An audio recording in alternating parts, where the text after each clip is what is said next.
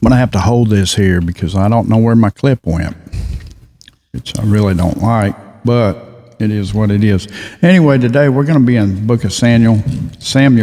We're going to read chapter 24 today, chapter 24. All right? So I'm going to flip this and we'll start reading. Make this a little bit smaller. There we go. That'll help. Samuel 24. Now it happened when Saul had returned from following the Philistines that it was told to him, saying, "Take note, David is in the wilderness of En-Gedi."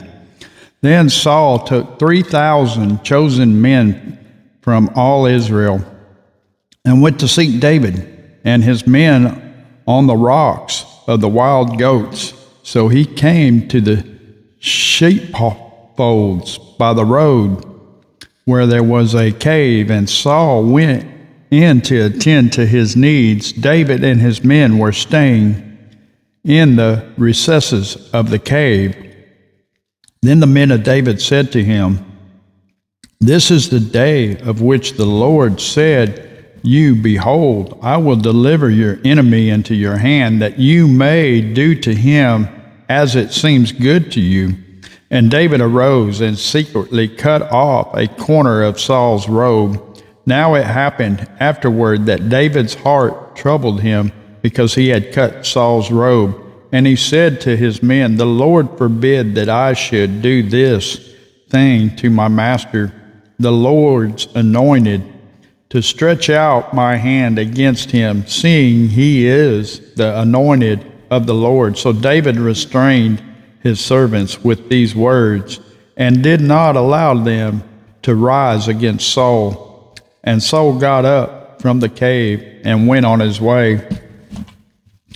David also arose afterward, went out of the cave, and called out to Saul, saying, "My lord, the king."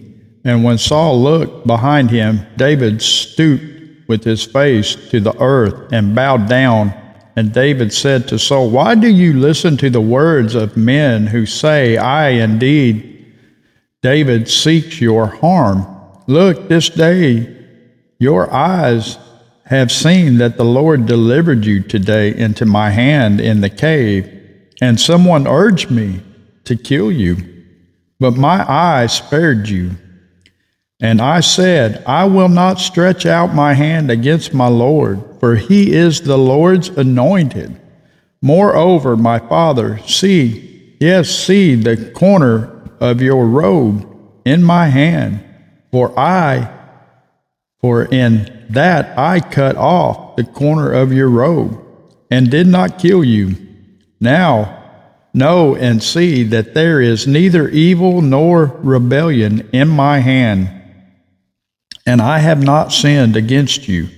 Yet you hunt my life to take it. Let the Lord judge between you and me, and let the Lord avenge me on you.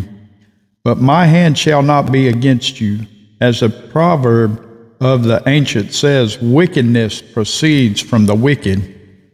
But my hand shall not be against you. After whom has the king of Israel come out? Whom do you pursue? A dead dog, a flea? Therefore let the Lord be judged, and judge between you and me, and see and plead my case, and deliver me out of your hand. So it was, when David had finished speaking these words to Saul, that Saul said, Is this your voice, my son David?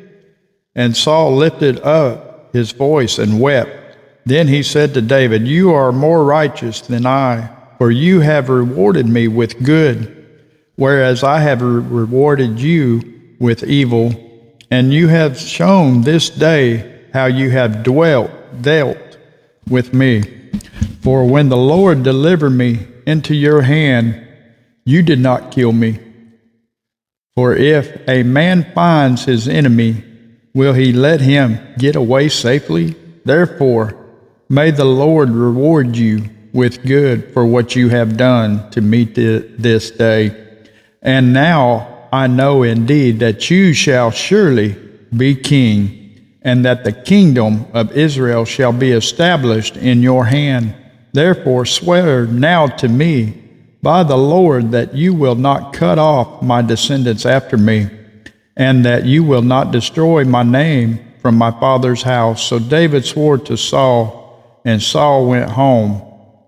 But David and his men went up to the stronghold. Amen.